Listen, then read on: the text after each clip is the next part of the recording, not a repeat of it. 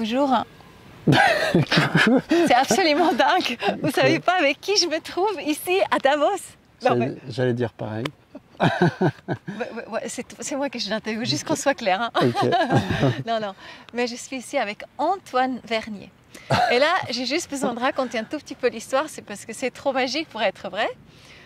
Donc, on a une amie commune qui s'appelle Claire Richet, qui est artiste, que j'ai rencontrée l'année passée. J'ai fait une petite interview aussi avec elle, vers Angers, en France. On a fait un événement Humus. Et moi, je savais qu'aujourd'hui, on avait une conférence du VEF alternatif ici à Davos. Donc, nous sommes ici à Davos. Sur le terrain de golf. Voilà. Il n'y a pas de balle pour l'instant. Voilà, je vais vous raconter qui est Antoine.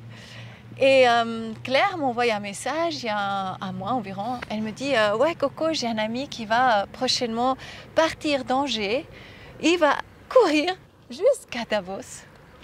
Et voilà, juste pour marquer le coup, jusqu'à Davos. Puis je dis oh, c'est génial, je vais voir le programme. Ouais, non, c'est bien si tu restes. Faut pas que je... Bon, on est libre, mais quand même. Okay. Et t'es souple, hein? Oui, elle compense par un compliment. Et là, je regarde le programme et je vois, waouh, il est le 21 août, il est à Rapperswil. Et c'est en face de là où on fait demain un événement Humus très grand pour les Suisses. Et là, je l'appelle lundi passé. Et déjà, j'avais parlé déjà de Davos, qu'il y avait le VEF alternatif et tout ça, mais ça ne semblait pas possible qu'ils viennent ici à ce moment-là. Lundi, je l'appelle, je lui dis, Antoine, voilà, tu arrives quand? Il a dit, ouais, je viens d'arriver en Suisse. Et là, c'est toi qui continue à raconter. Ok, et tu vérifies que ça, on entend bien. Ouais. Ben oui, moi je faisais ça, je courais un marathon, mais chaque jour, je me concentrais juste sur le lendemain pour être capable de continuer et d'atteindre l'objectif, ce qui me paraissait d'ailleurs pas forcément faisable physiquement. Bon. Et quand tu m'appelles... Bon, on s'est fait... On s'amuse bien. T'as dit on a échappé la mort. Non mais c'est vrai, on est quand même sur un golf comme ça, mais on n'avait vu personne et du coup les gens... Allô.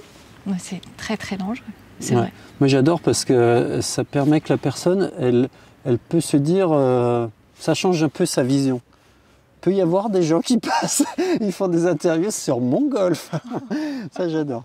Bon, on était resté je crois qu'on est toujours vers Bâle comme ça. Et puis ton programme à Bâle, non? Quand moi je t'ai appelé, qu'est-ce qui s'est passé depuis? Et aussi, qu'est-ce que tu fous en fait en Suisse? Pourquoi tu cours jusqu'ici? Qu'est-ce que tu viens faire à Davos? C'est la grande question, je ne sais pas. Non, si je sais. Un truc de fou. Ouais, c'est vrai, c'est vrai. Oui, bah c'est hyper simple. Je faisais... j'avais arrêté le travail. Donc déjà, tu avais été ingénieur, tu as bossé à l'État, voilà, dans l'environnement. C'est ça. Et là, tu t'es dit, mais en fait, ça ne sert à rien de bosser là-bas, il n'y a rien qui bouge. Et tu t'es dit, mais moi, je prends les choses en main. Maintenant, je vais... Ouais, disons et j'ai vécu une dépression aussi. Et puis, il y a quelque chose, ton âme, quoi. C'est-à-dire, qu'est-ce qui te fait vibrer? Et ben, là, il y a une rivalité entre les deux. Et là, m'a dit... Maintenant on y va quoi. Et donc ça m'a plongé quoi, parce que c'était très difficile, c'est la dépression. Et donc tu as quitté ton boulot? Et après ça, voilà, j'ai pu être au travail, j'ai commencé à lire beaucoup. Voilà. Et tu t'es construit une cabane pour 3 000 €. Et à ce moment-là, je me dis, moi je vais déjà essayer de modifier le paradigme, l'homme comme maître et possesseur de la nature de Descartes à collaboration avec le vivant. Parce que je crois ça, qu'on détruit le vivant et que c'est embêtant. Et donc, on a fait 2 ans de camping-car et après, avec mes enfants, je suis séparé, donc on est en garde alternée, j'avais une semaine sur 2 et après, j'ai construit une cabane sur un terrain que j'ai acheté à 15 000 €. Donc c'est genre une forêt et puis il y a la rivière au bout du terrain. Génial. Et donc je me disais, je pense... Donc il y a l'eau courant, mais la rivière, mais il n'y a pas d'eau autrement et puis tu n'as pas d'électricité. Voilà. Mais l'électricité, j'ai eu ça seulement au bout de 2 ans. C'est 2 panneaux solaires, ça coûte 300 € et tout va bien. Voilà. Et l'eau, je vais la chercher. Tu sais ce qui marche, paraît-il? Un fumier. Tu peux faire un fumier de cheval D'accord. et tu mets un tuyau Oui, comme ça, je vois. et en fait, Ouais. ça chauffe à fond la Ouais. caisse. Ouais. Et en fait, mes enfants, ils me disent toujours, ouais, mais t'arrêtes pas tout le temps. Tu sais, c'est notre problème, on fait tout le temps plus. Et au bout d'un moment, on finit avec une maison. Alors, je pense qu'ils ont raison. Il y a un moment, il faut qu'on accepte qu'il y a des contraintes. Et peut-être faut se contenter un peu. Mais Et raconte, qu'il y a donc d'autres en choses fait, intéressantes. autrement, t'as pas... Donc, non, raconte encore. Et voilà, et juste voilà. voilà, je fais ces trucs de moi, je vis comme ça. Et après, il y a eu l'histoire de confinement. Et donc à ce moment-là, moi, j'ai proposé mon terrain à des tas de gens qui voyaient qu'il y avait un problème, quoi, qu'il y a quelque chose qui ne va pas. Et donc on faisait des rassemblements. Et ce qui me frappait, c'est que c'était des gens, donc il y avait 100, presque 200 personnes parfois sur ce terrain. Et mon idée était de faire de la pédagogie autour de ça. C'est-à-dire souvent les gens ils viennent Donc c'est un peu en vraiment un colère. très très grand terrain. Ouais, ça va, 3000 mètres carrés. Ah oui, c'est pas pas mal si déjà, grand. ouais. Et donc je voyais souvent, les gens sont très sensibles. Ils sentent l'injustice, mais souvent il y a des colères. Et il y a des problèmes personnels, quoi. Il y a des choses. Bon. Ah oui. Et je me disais, tiens, ça serait bien qu'on parle des émotions, juste déjà nous, qu'on se sente bien. Donc je pense qu'on a beaucoup fait des choses comme ça. Moi, j'ai fait des cercles d'hommes à un moment, c'est-à-dire j'ai monté une autre cabane dans laquelle on se réunissait Super. à 8 hommes. J'avais jamais fait ça, moi. Mais je me disais, Oui, tu sentais il que faut c'était qu'on parle de nécessaire. nos émotions. Oui. Il faut qu'on dise comment c'est pour nous. Et qu'en fait, on est très commun. Et que si on voit qu'on est pareil, en fait, on peut commencer à apprendre ensemble à vivre, quoi, un peu. Enfin, autrement, en tout cas. Et puis après, on a fait des concerts-thérapies. C'est-à-dire, voilà, j'ai eu la chance, j'ai rencontré Christophe Belleuil, qui est un artiste là-bas, qui a fait beaucoup de concerts, puis qui est maintenant psychothérapeute. Et on a fait les cercles d'hommes ensemble. Il a dit OK pour faire les concerts avec moi. Après, on a trouvé plein d'autres amis. Et on a fait des concerts-thérapies, c'est-à-dire de reconnexion, en se disant on va mélanger le fait de parler de la sensibilité, parler de ce qu'est un homme, ce qu'est une femme. Et bref, on fait ça. Et là, je pense que mon problème, c'est que mes enfants devaient mettre le masque à l'école. C'est parti un peu de ça. C'est-à-dire, je vois sans cesse, ça va être toujours plus compliqué. Et à chaque fois, je me disais, tiens, je vais parler avec la directrice, on va se comprendre, tout ça. Mais tout le temps, les gens disent, non, mais je peux pas, c'est les règles. Il y a toujours quelqu'un au-dessus. Ouais. Oui. Personne ne prend vraiment le courage voilà. quelque part pour dire non, on n'est pas d'accord, parce qu'après on se fait... Voilà. C'est le système, il nous tient, parce que on voit qui est le maître à bord aussi. Et donc moi je cherchais tout le temps comment faire, quoi.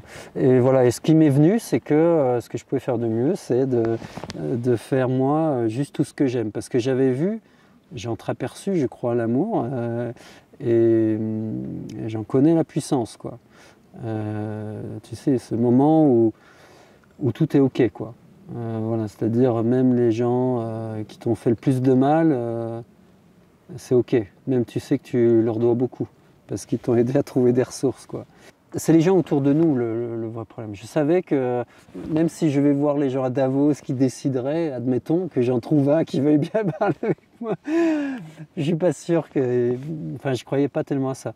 Par contre, j'étais à peu près sûr qu'on ne voit pas que tout le temps, il y a des trucs incroyables. Tout le temps, on est liés les uns aux autres. Et on nous fait beaucoup croire avec... je fais aussi du journalisme un peu pour le journal local, ça m'intéresse beaucoup. Et dans les grandes pages, tu vois toujours des choses atroces. Et même mes enfants, dans les cours de récré, avaient un avis sur la guerre en Ukraine, tout ça, quoi. Ils se faisaient la guerre, je suis pour, je suis contre. Oh, je disais, c'est pas possible, quoi. À un moment, on peut pas, nous adultes, ne rien faire, quoi. Ça, ouais, ne rien faire. Ouais. Alors je cherchais vraiment. Et donc j'ai vu aussi des gens qui faisaient des marathons et je voyais que ça attirait la presse.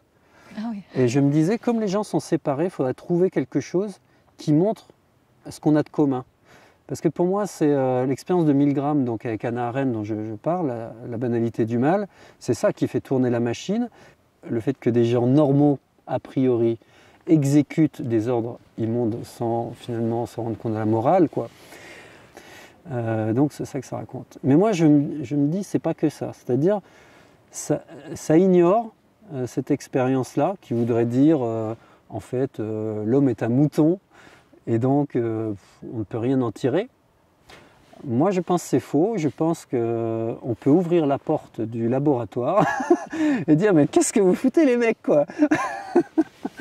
Ou voilà, faire une blague, où je disais même, si le cobaye il reçoit un SMS aujourd'hui, il sait qu'il doit faire le truc, mais il reçoit un SMS, sa copine lui dit « Oh, mon chéri, j'espère que tu es en train de faire des trucs dont je suis hyper fier. » Tu vois, là, ça vient lui toucher son cœur. Et je pense qu'on est tous pareils à un moment. Quand même, on est capable de... C'est vrai que c'est glauque, quoi. Parce que voilà, et donc je crois au pouvoir de l'amour. Et l'idée, donc, a été de... On se méfie des golfeurs maintenant. A été de faire un documentaire qu'on diffuserait le plus possible avec la question « Et si on parlait d'amour ?» Et donc voilà, donc moi j'ai rassemblé dans ce projet-là tout ce que j'aimais. Donc c'était faire du sport. Je savais que ça allait attirer l'attention, on est dans ce monde-là. Rencontrer du monde. Rencontrer des gens. Parler d'amour. Parler d'amour. Faire un documentaire, donc créer quelque chose. Faire de la musique aussi pour favoriser les rencontres, les échanges.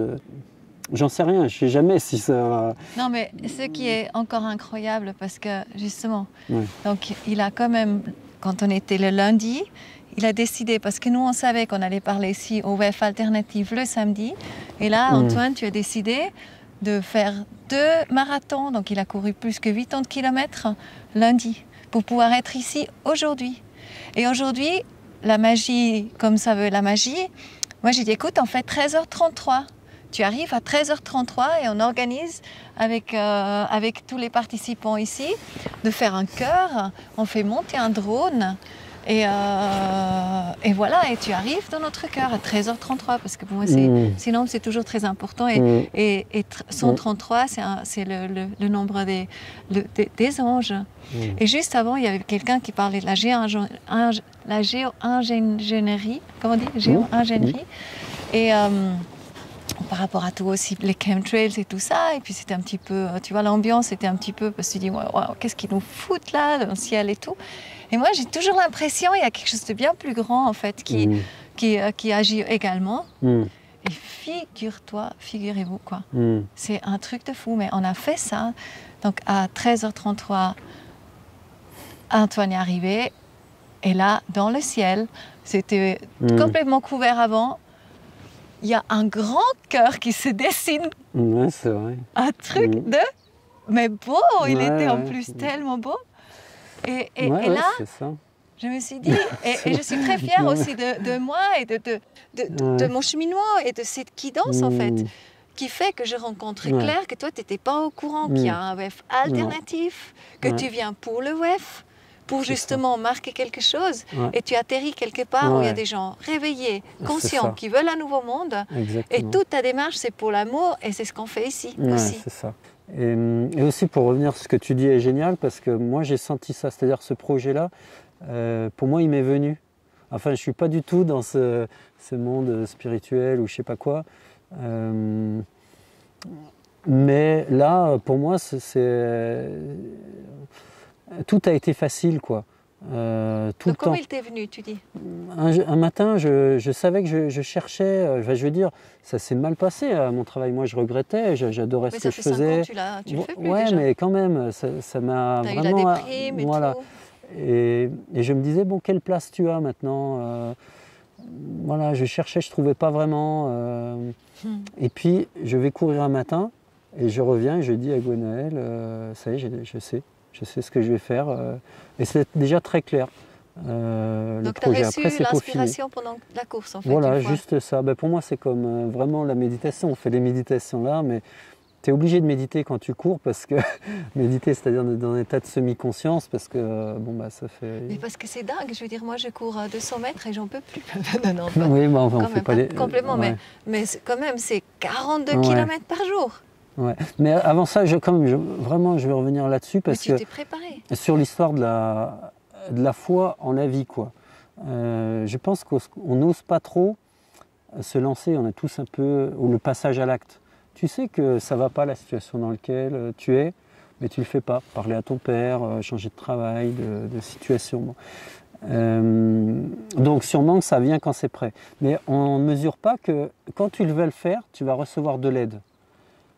Voilà, ça c'est tout le temps le miracle. C'est-à-dire qu'à chaque fois, moi j'ai jamais fait de marathon de suite. Justement, t'as J'ai jamais jamais fait de documentaire, j'ai jamais fait des concerts devant des gens ou je sais pas quoi. Wow. J'ai fait aucune de ces choses-là. Donc sur le papier, tu devrais te dire, t'es pas trop crédible, tu vas juste passer pour un rigolo, quoi. Et tu le fais quoi? Et en fait, mais comme je sentais que c'était... Beaucoup de gens parlent, mais elles le font pas, et toi tu fais et t'en parles pas. Voilà, mais je Non, savais pas. que c'était juste, quoi, que c'était la bonne idée, que c'était ça qu'il fallait faire Oui, à ce c'est moment-là. sûr. Et du coup, tout le temps, des gens m'ont dit, waouh, c'est génial. Et juste quand on te dit c'est génial, t'es encouragé. Mais après, raconte-nous encore l'histoire, parce que donc tu as ton camion, ta camionnette, tu as quand même Ouais. tous tes trucs dans la camionnette, et tu as toujours trouvé des gens, puisque tu as souvent Ouais. couru seul, tu as toujours Ouais. trouvé des gens qui t'ont amené 40 Ouais. km plus loin, où tu as passé la nuit nous. Ouais. Et Ouais, ça a c'est toujours marché. C'est ça. Par exemple, je me souviens, il y a deux fois, une ville, et je sentais à chaque fois, je me disais, ce qui va se passer est parfait. Donc juste, tu laisses aller. Tu sais, l'amour chasse la peur et la peur chasse l'amour. Donc là, il était complètement dans le truc. Donc genre, j'avais fait toute la journée parler à des gens, parce que j'arrive, en gros, je pars à 6 h, j'arrivais vers midi. Et après, j'engageais à filmer les gens et puis à chercher à retrouver mon camion. Je parle à tout le monde toute la journée, rien qui marche, quoi. Bon, et là je me dis, allez, c'est pas grave, ça va bien se passer. Et à 22 h, je vois une équipe de foot sortir. Et là, un gars, le premier sort, et en 2 minutes, c'était réglé.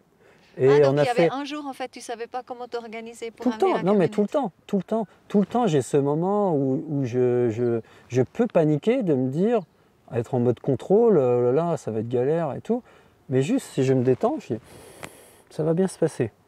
Et bien, ça se passe hyper bien. Et à chaque fois, une fois que je me détendais, la solution arrivait. Enfin, franchement, j'ai l'air de vendre un truc, mais c'est vraiment comme ça que ça se passait, quoi. Voilà. C'est faux, ça. Une fois, je passe dans la rue, donc il était 21 h, je me dis, tiens, j'ai personne, bon, c'est comme ça. Et je vois, franchement, il n'y avait qu'une famille qui était en train de manger dehors, en faisant des saucisses et tout. Et je leur dis, bonjour, j'ai besoin d'aide, est-ce que je peux vous demander? Et on a fini par manger ensemble toute la soirée, et après, ils sont devenus des amis, ils m'ont suivi tout au long de l'aventure, et ils m'ont dit des trucs qui sont restés. Ils m'ont dit, c'est beau le silence aussi. Wow. Voilà. Et comment c'était? Raconte encore un petit peu cette action, donc de courir comme ça. Comment c'était pour toi? Dans quel état est-ce que tu disais avant un peu comme un état méditatif, mais est-ce que tu sens encore l'effort à ce moment-là quand tu cours? Plusieurs choses je trouve intéressantes, c'est que au moment où j'ai l'idée du projet, en fait je cours un peu, mais j'ai du mal à marcher, j'ai une tendinite sur le talon que j'avais depuis 2 ans, donc je courais plus trop. Mais je me disais toujours, quand j'aurai besoin, mon corps il fera ce qu'il faut. Je pensais ça. Et c'est ce qui s'est passé. Alors ça déjà, j'ai trouvé ça incroyable, que le truc se soit soigné, je ne trouvais pas de solution, et c'est soigné juste quand j'ai eu besoin. Bon. Et puis après, c'était très ritualisé, quoi. Je me lève très concrètement à 5 h 15. Après, je méditais 10 minutes, je faisais des intentions, je me donnais une intention pour la journée. Parce que des fois, tu te lèves, tu as mal partout quand même. Tu te dis, bon, pourquoi je fais ça? Et après, il y en a plein. Enfin, Wow. et des fois, tu es tout seul, quoi. Enfin, il y a toujours un moment où tu es tout seul, je pense. Hein. Et tu as quand même eu plein de magazines qui t'ont suivi aussi. Ouais, voilà, ça aide beaucoup.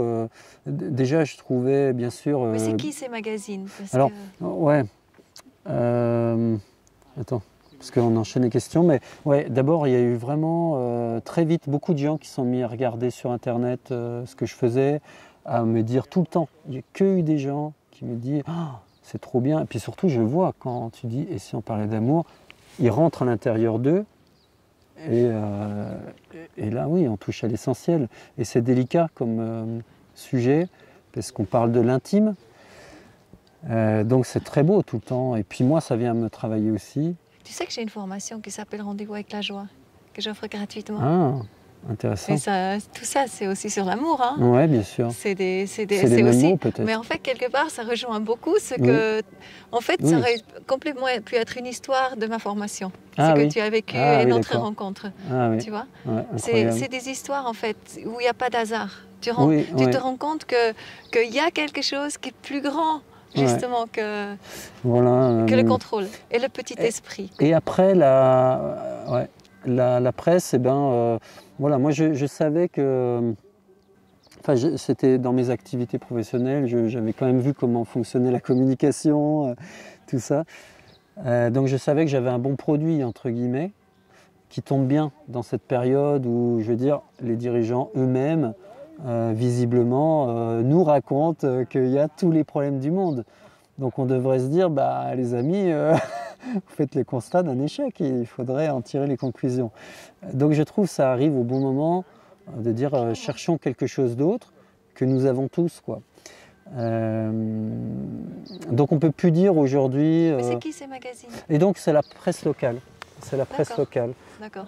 C'est juste les journaux que tu lis, que tu as à Zurich, etc. Donc nous, chaque grande ville, par région, chaque région a un journal papier. Et puis il y a aussi une télé régionale. Donc ils sont venus en général te rencontrer? Ouais, tout le temps. Moi je les ai interviewés aussi, les journalistes, pour dire alors... parce que j'adore, ils sont censés être objectifs, pardon. Mais ça n'existe pas. C'est qu'on est tous des êtres complexes, qui avons nos filtres, donc on se raconte tous une histoire différente. Donc voilà, donc moi ça m'intéressait de savoir comment ils regardaient l'actualité eux, et quand je leur racontais cette histoire, alors qu'ils racontent à longueur de journée des choses sordides que les enfants, qu'est-ce qu'ils en pensent quoi, de ce projet. Et donc à chaque fois qu'ils me disent bah oui c'est trop bien, j'adore et tout, ben, je me dis je suis sur la bonne voie. Ouais, c'est génial. Et qu'est-ce que tu comptes faire avec ça maintenant? Alors donc moi j'ai deux idées à ce stade. Déjà il y avait un truc que je devais libérer, c'est-à-dire de me montrer. J'avais tendance à pas me montrer. Tu sais, on dit, c'est Marianne Williamson, tu sais, qui dit cette phrase, ce qui nous fait le plus peur c'est notre propre lumière, quoi. Et je pense dans mon cas c'est particulièrement vrai, il y a quelque chose un peu comme ça, mais je pense pour beaucoup.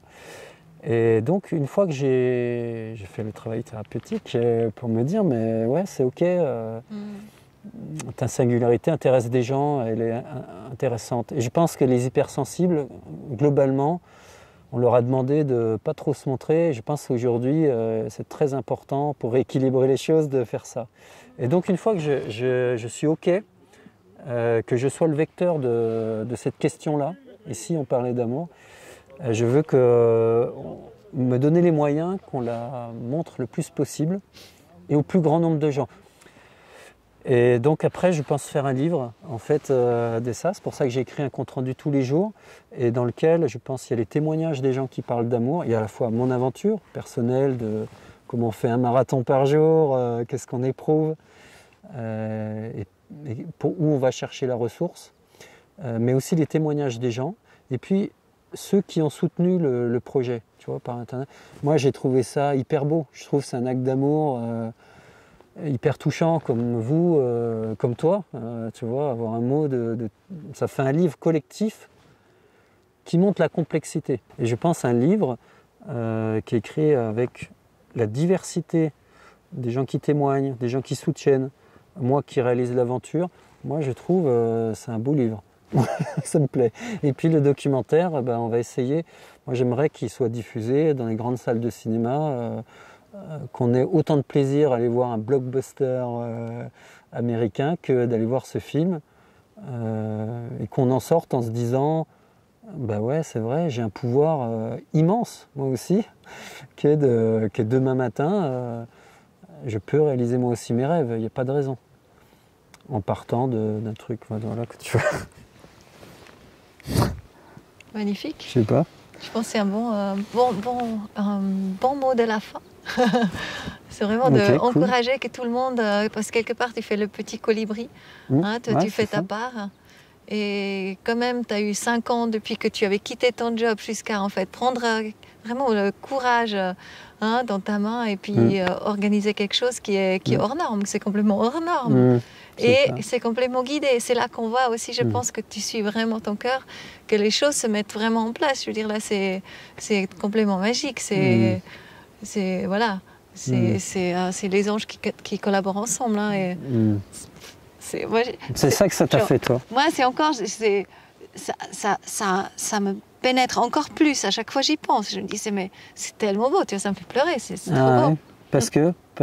Mais parce que c'est cette... parce que on est tellement guidé de l'invisible, en fait. Tu vois.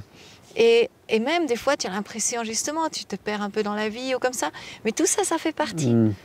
Et après, quand tu as un peu des rendez-vous comme ça, c'est là que tu vois, mais ton équipe, il est là, tu vois. Ouais, il est bien présent.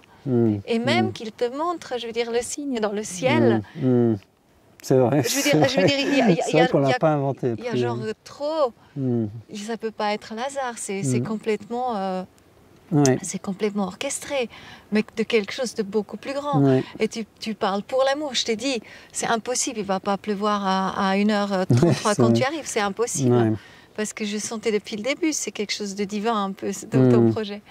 Et là, pour moi, c'est complètement avéré juste. Et puis là, tu arrives au VEF alternatif. Et tu n'es pas au courant. Donc... c'est vrai, je pense que ça prend un petit peu de temps de vraiment réaliser ça, tu sais. Ouais, moi j'ai l'impression pareil, qu'en fait on a des signes tout le temps, mais on revient à des trucs matériels, on dit non, je dois m'inventer un peu l'histoire. C'est la question de la foi, quelque part, enfin, qui n'a rien de théologique, quoi. Qui est juste, rien sera plus balèze que les lois de la vie, quoi.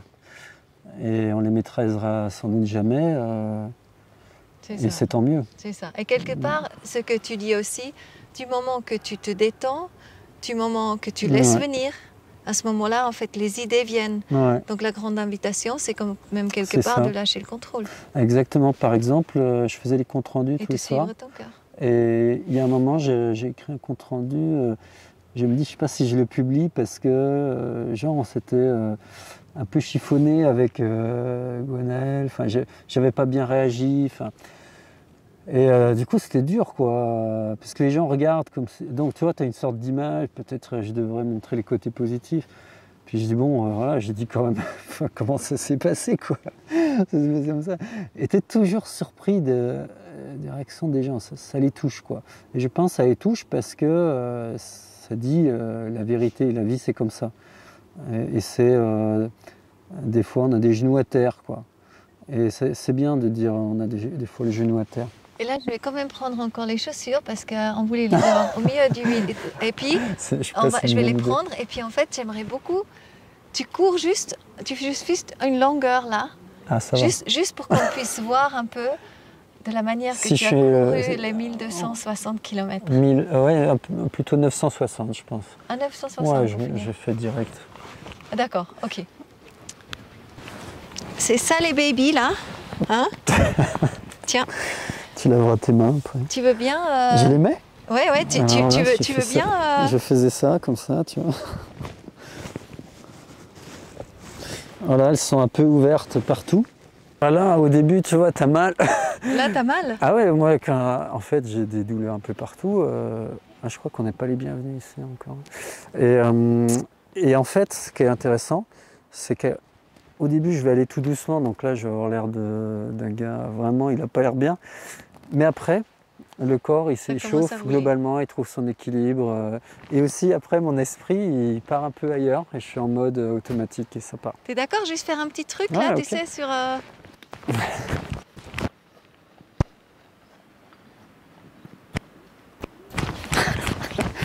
Ça fait un peu bizarre quand même, mais bon.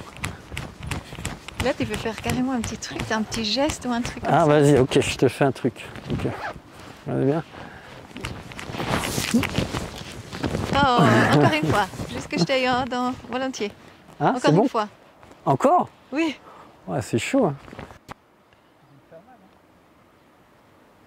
Toi, hein? Oh, j'ai un peu raté celui-là. Bravo. Il était Super. moins bien, mes enfants vont se moquer, Oh, je crois. bravo, bravo. Merci. Merci.